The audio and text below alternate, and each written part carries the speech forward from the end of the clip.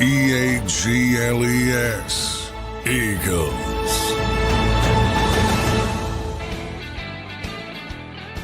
And welcome in, everybody, to a Monday morning edition of Birds 365 here. Week number 4 of the Philadelphia Eagles offseason. We got some news, not all good news, but we do have some news here for you today, or at least pending news for you today. Hope everybody had a great weekend. Thanks for being here this morning on Birds 365. Don't forget to hit that like button. Subscribe to the YouTube channel. Johnny Mac, how was your weekend, my man? Good to see you this Monday morning.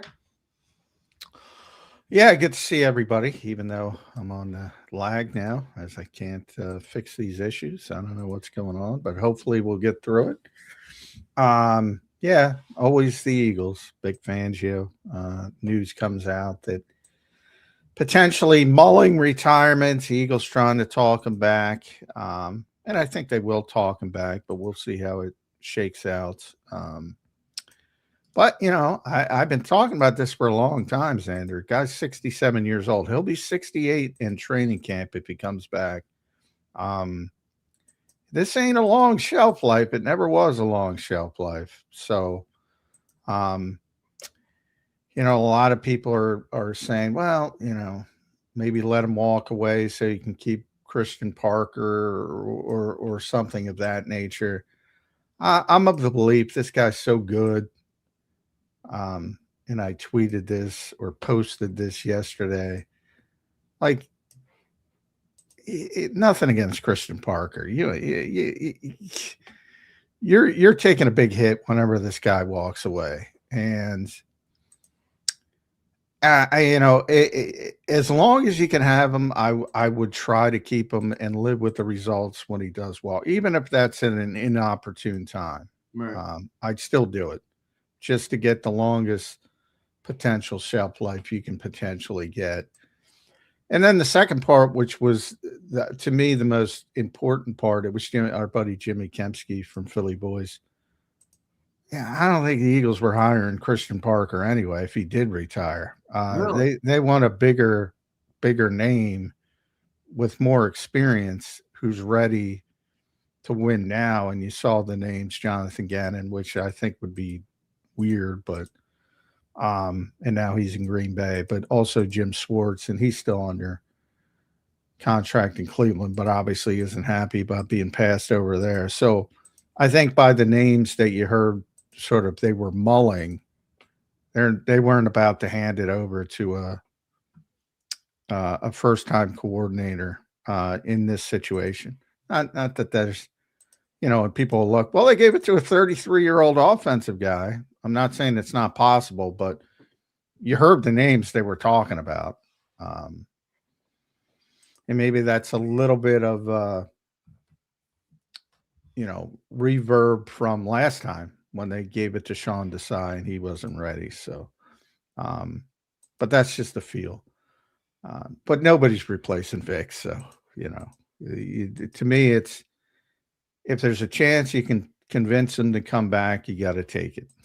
John, so bit fast start to a Monday morning here on Birds 365 with the potential for Vic Fangio. I want to welcome and thank everybody for being here. John, what are you hearing right now? Has he decided to come back? Because it's been reported it's like still out. It's like still up in the open where he considered it. You know, he is considering it. They think now he's going to come back, but it hasn't been reported definitively one way or the other. What are you hearing, John, about where Vic stands on this decision? Is it still completely, you know, out in the open? Nobody knows yet exactly what Vic wants to do, or are we leaning more one way or another? What do you know about this, John, from the back? Well, I'm leaning more towards he'll be back because, you know, the time frame was he originally informed them he was retiring and they talked him out of it, and basically they refused to confirm that he's back and he'll be the defensive coordinator this season. So, you know, that to me indicates there's still some trepidation and there's still some chance for a 180. But I know the Eagles are going to do everything to try to talk him to come back for one more season.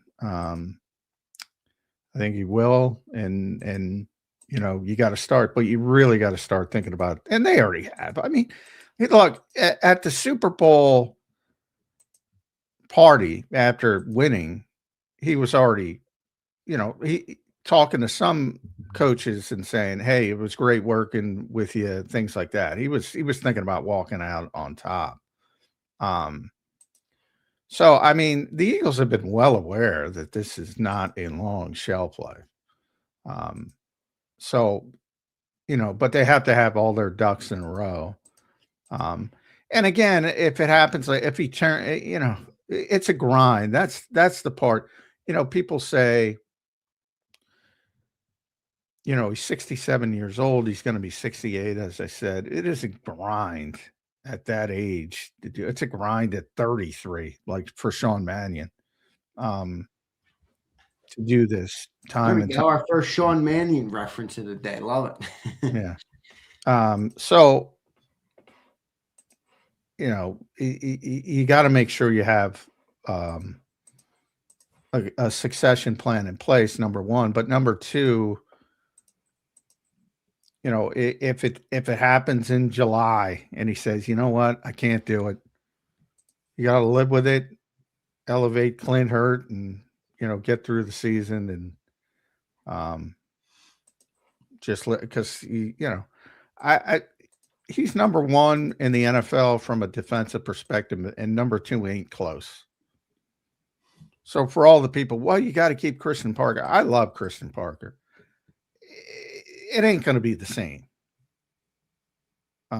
It's just not possible. Yeah, but you still want to maximize, you still want to maximize obviously that hire. So if Christian has a bright future and you have some growing, well, I'm just saying, I've heard, I'm just saying, I've heard some people say, "Well, you should have let Vic retire and just keep Christian Parker." And I'm like, I can't. I don't agree with that. I mean, you're not going to tell them that's all I'm talking about. Yeah, no, I agree with that. But yeah, I mean, look, we'll see. Vic, this is big. This would change a lot, though, John. Vic Fangio, leaving, as you mentioned. Nobody's really going to retire him or replace him.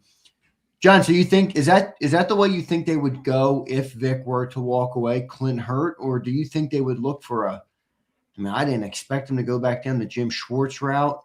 I don't know. I kind of felt like they would stick with the Fangio style, even if they didn't have Fangio himself. But maybe if you don't have the architect of the Fangio defense, then you don't, use the Fangio defense. But who do you think some realistic names would be? I saw our buddy Martin Frank put up an article of 8 realistic candidates, some names on there that I didn't expect to be on there, but they were on there.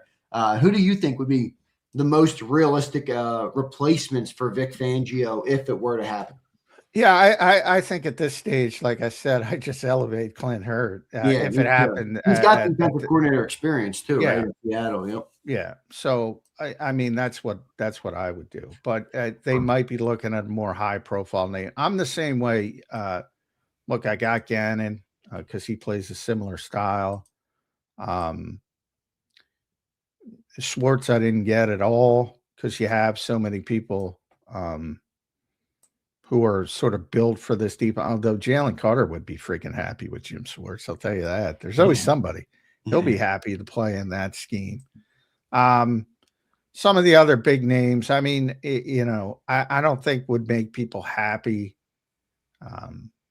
Matt Eberflus coming off of last season in Dallas, and obviously he's close to Nick Sirianni, so you can go that routes. And then there's a lot of young guys, Sean Mannion types that you can get from somewhere else that aren't going to have any name value. But judging from their discussions, they're looking for name value. Raheem Morris just got hired in San Francisco. He would have been a name value guy. At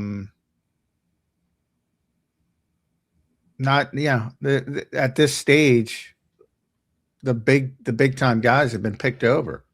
So you either go the Mannion route and get a young sort of ascending potential defensive coordinator from somewhere else, or you stick to what you know, and I would stick to what I know with Clint Hurtt.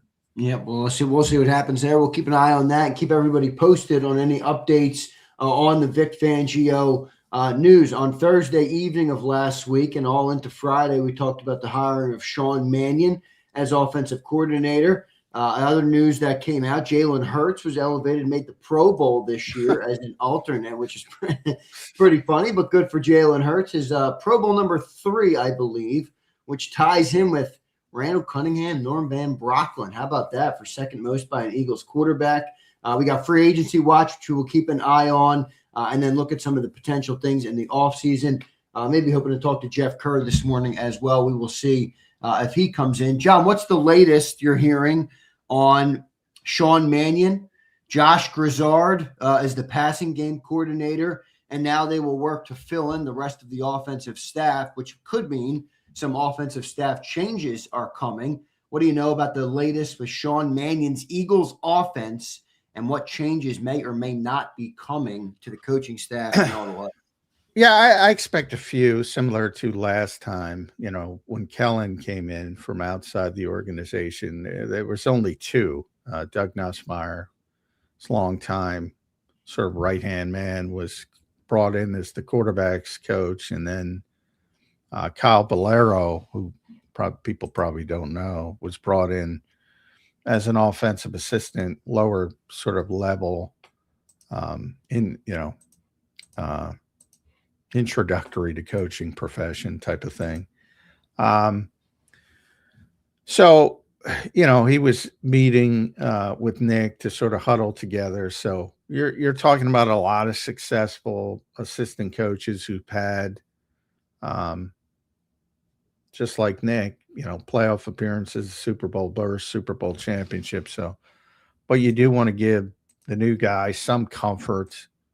Problem is, he's 33. He's been coaching for 2 years. So the whole thing about the coaching profession is sort of networking and getting to know people. And if you're around, you have this Rolodex and you're going to be a potential, that's what sold the Eagles on Andy Reid. He had all his notebooks and he had his whole staff, and who he wanted to bring in was lined up.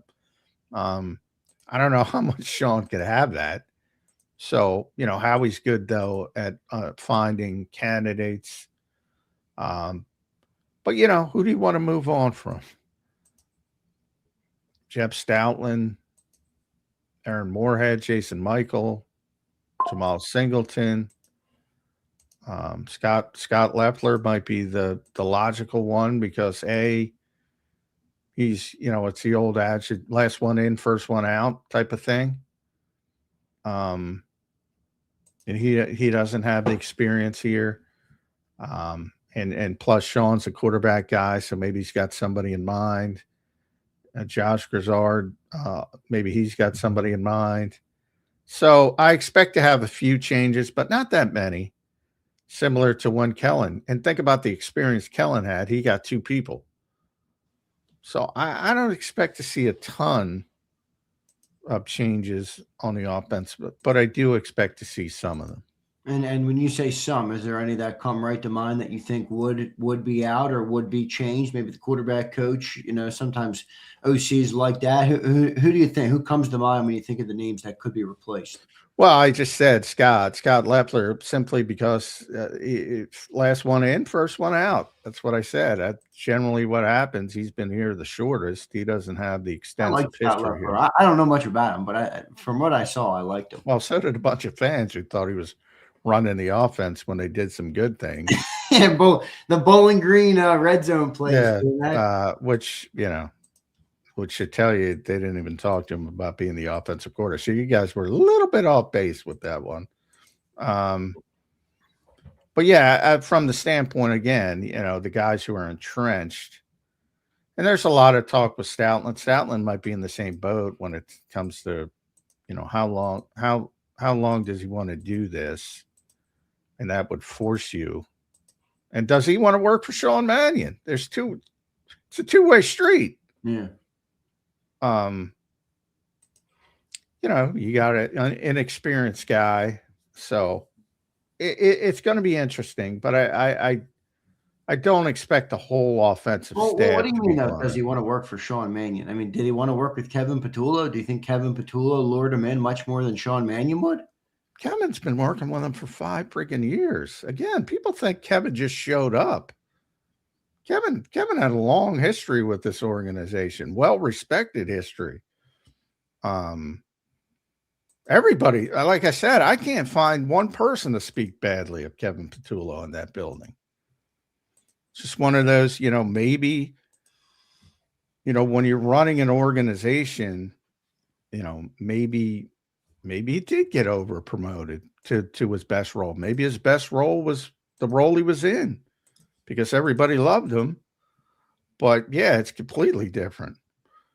And it works both ways, like I said, because, there have been times when, as I said, when Nick Sirianni came in, Jeff thought he was going to be out. So he set up a job at Alabama. And, the Eagles were like, no, we don't want to lose him. So it could be both sides, but it can be both sides. And yeah, I don't the compare other than first year play caller, Kevin had been here the entire time from 2021. So he had built up strong relationships with everybody. Interesting stuff there. We'll see what ends up happening with everything as we roll into the week here, but some good storylines to boot. You got the Mannion offense coming to shape. John, when do you expect to get news on kind of who they use? I feel like it's one of the times of the year that the Eagles they don't have to necessarily update of everything, and they might hold off as long as they possibly can on some things. When do you expect some updates on this coaching staff, on the offensive staff under Sean Mannion and Josh Grizzard? When they hire people, it'll break, but officially they won't announce it till a long time down the road, probably at the beginning of OTAs. And maybe even later. As they continue to tweak it, and you'll get that one press release that explains all the changes and all the promotions, because there's always promotions in the personnel department and things like that. It's always shifting of roles. And that happens, much later in the process. But we'll get news on who they hire for position coaches, and Howie and Nick will speak at the combine and then speak at the owners' meetings. And, but if they're not forced to do it by the league, they're not doing it. So we're not going to see Sean Mannion till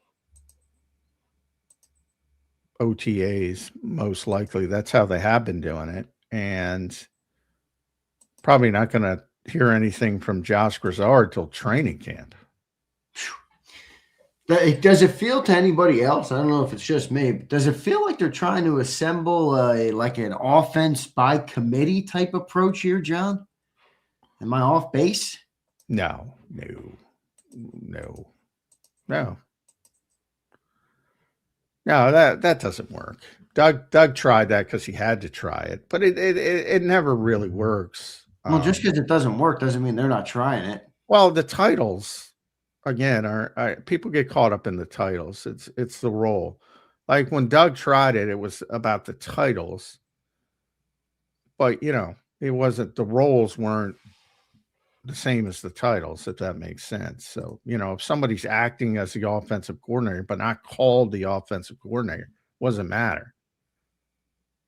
It's just a title, and they didn't want to give the title to Press Taylor. So they'd had senior offensive, I forget what Scangarella was, and I think he was, I forget what Press's title was, but if you're working as the offensive coordinator, you're the offensive coordinator. So here, and I'm not comparing that to that stage. That's because the Eagles were in that weird sort of dichotomy when they were, Jeffrey didn't like Doug's potential ideas for hires and blah, blah, blah. And blowing out Mike Rowe, and, Doug didn't want to bring different people in. So you have that stupid compromise. But in this instance, you have a clearly defined offensive coordinator. He's going to be the offensive coordinator under a offensive head coach, similar to Kevin. And that's going to be his role. I mean, yeah, I'm not saying you're wrong, but it does. The optics of it are interesting because you have the offensive coordinator who's a 2-year coach who's never called plays. Who's, again, we'll use the phrase that we used last year, driving a Ferrari for the first time.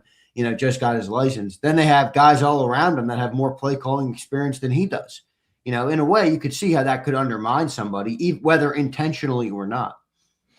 Well, I think that's why they didn't bring in a guy with tremendous experience, because they fell in that trap before on the defensive side with Sean Desai, Matt Patricia. And yeah, it comes across as, well, you're just waiting for the guy to bail. And that's why I said, if you bring in somebody like Frank Reich, well, everybody from day one, everybody's saying, oh, well, you're expecting this guy to fail and you're just going to go to Frank when it fails. So I think it's a concern. Look, they believe in this guy and he's going to be the offensive coordinator.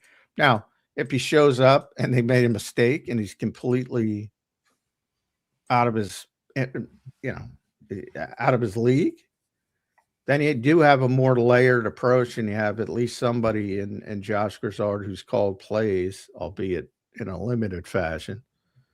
And you have an insurance policy, but not an insurance policy that screams, we don't really believe in this guy. And they do believe in this guy. And we're going to see if they're right. Maybe he's the natural and maybe he's not, but we're going to see if they're right. Or maybe we have another year of learning on the job. Kevin Patullo. We're definitely going to have learning on the job. You can't escape that. It depends at what degree that we have it at, though, right? I mean, if it feels like that the team is not living up to the offensive expectations, whether fair or not, then those calls will be even louder, just like they were last year. I mean, many fans, and I think many fans are right about it, last year was in a way a wasted year of a prime Super Bowl window. Now, I'm not saying you're going to go and win it every year, but, people think Super Bowl windows stay open for 10 years. They don't. You're lucky to get 5 years. And the Eagles are, did they potentially waste a year last year? That's up for, each individual to decide what their thought is on that. But now you have another year where coordinators never called plays, coordinator with learning on the job, coordinator with this, the setup is interesting, John. And if they do get backlash for it, I think it would be fair. I think it would be very fair. Well, I think from the standpoint, I don't think the setup is a typical NFL setup. The questions are about the experience of the guys in the setup, which I get. Right. But the setup is traditional, not like non-traditional, like I brought up with Doug in the one season with Scangarella. That was non-traditional. This is a traditional setup. Well, it's a traditional setup. They've always had. Trying to win. I mean, it's like somebody, one of my buddies in the chat who joins me on the post game always tells me no first time play caller has ever been to the Super Bowl or won the Super Bowl. Yeah, I don't know if that's true, but I don't know if it is either. But I think it is. Yeah, I'm not. I find that very hard. Let me do a quick search. I find that very hard to believe, to be honest. But I don't know. I haven't done the research, but I'm not just gonna. No offense to anybody. I'm not just gonna take somebody's word for it in the chat. But from the standpoint of tradition, you're questioning the experience level, which I get, but not the setup. I mean, the setup's the same setup they've always had. They have a offensive head coach. You're fighting me on the word. All right, forget the word setup. Then I'm trying to lay out that they hired. I'm trying to lay out experience. I'm trying to lay out the right word. Experience. Say experience. Yeah, okay. All right, good. Yeah, you got me. Good. I used the wrong word. That's not the point getting you. I'm saying you're talking about experience, which is fine. All right. Good. But I'm saying the setup is not a problem. The experience could be a big problem. Having inexperience is part of the setup. I think it's key to identify. Inexperience is part of the setup, John.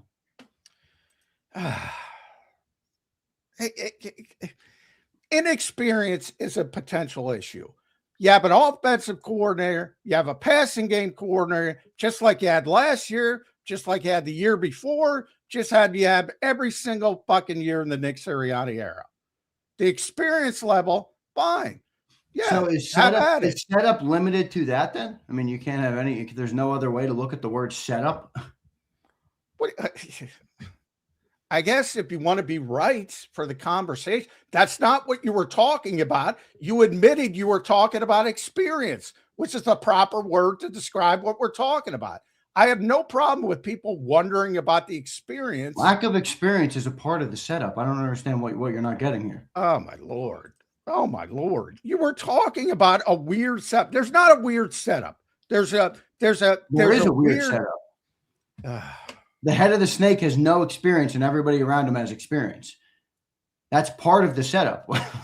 I don't know what we're arguing over here. Yeah, I don't know. You shifted ask yourself that, because you shifted mid-conversation because you want to be right, which is fine. I don't really give a shit. I just think you're arguing me on a word. I don't really give a shit. You admitted you were talking about experience, so talk about experience. That's all. All right, the OC has no experience. Yeah, which is fine. What's it mean for the setup of the offense? I still don't think the word was off. Oh, Jesus Christ. All right, we're gonna start Monday. All right, I'm gonna talk about experience. You can talk about what you want. I already talked about it. You said, how could that affect Jeff Stoutland? Well, it might accept Jeff Stoutland. Do I want to work for a 33-year-old guy? I have no idea.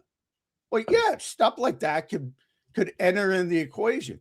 Guy like Jason Michaels called plays. He's been an offensive coordinator. You know, there's always a weird dichotomy when you have a 33-year-old guy who has no experience coming in, talking to a bunch of guys and trying to lead a bunch of guys who have experience. That's a legitimate conversation.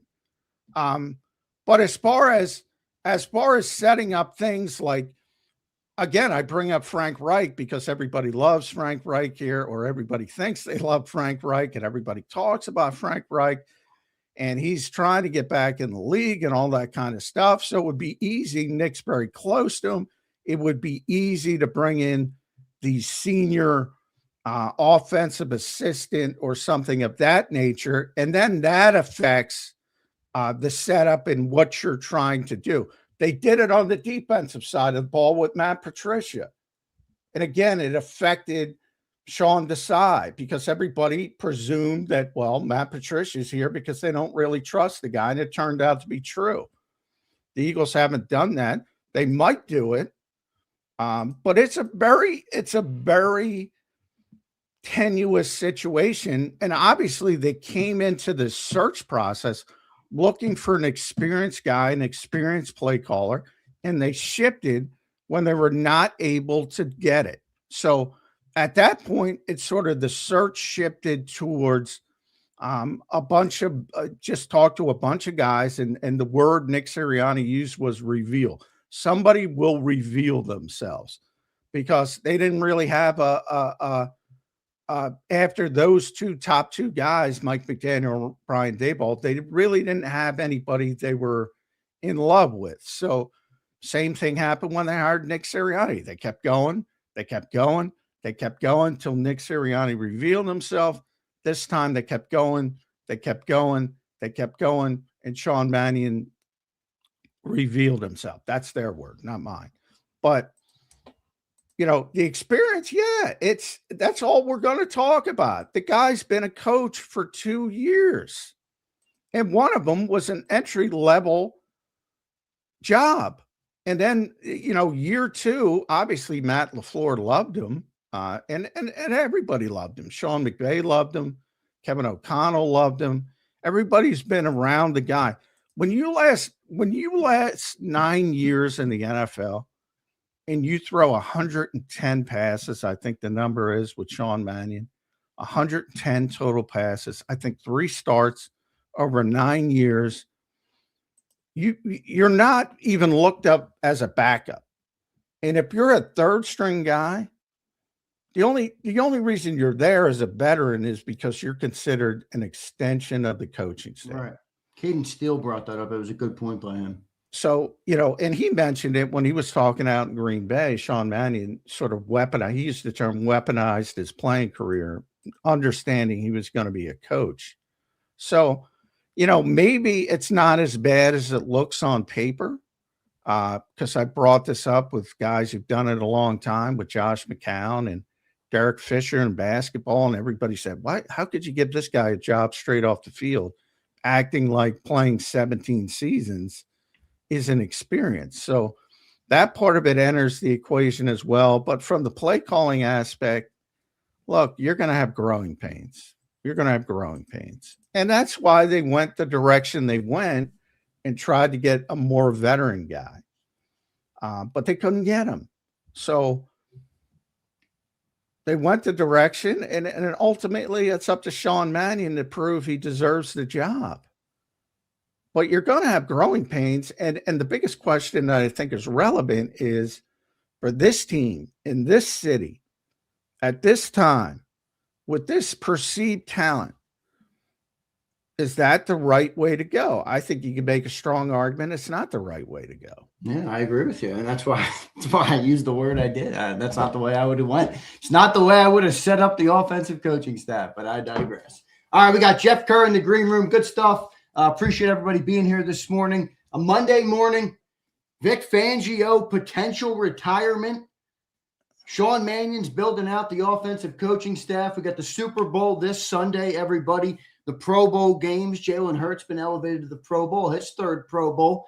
All right, those are the updates on for you guys, and we'll keep an eye on everything that's Shedeur Sanders in his first Pro Bowl. You got Jalen Hurts versus Shedeur Sanders in the Pro Bowl this year. Good stuff there. Let's go to Jeff Kerr, Johnny Mac. Jeff Kerr joins us here on Birds 365 this morning. You can follow him at Jeff Kerr PHL. Jeff, good morning to you, my friend. How you doing on this Monday morning? Engagement Farm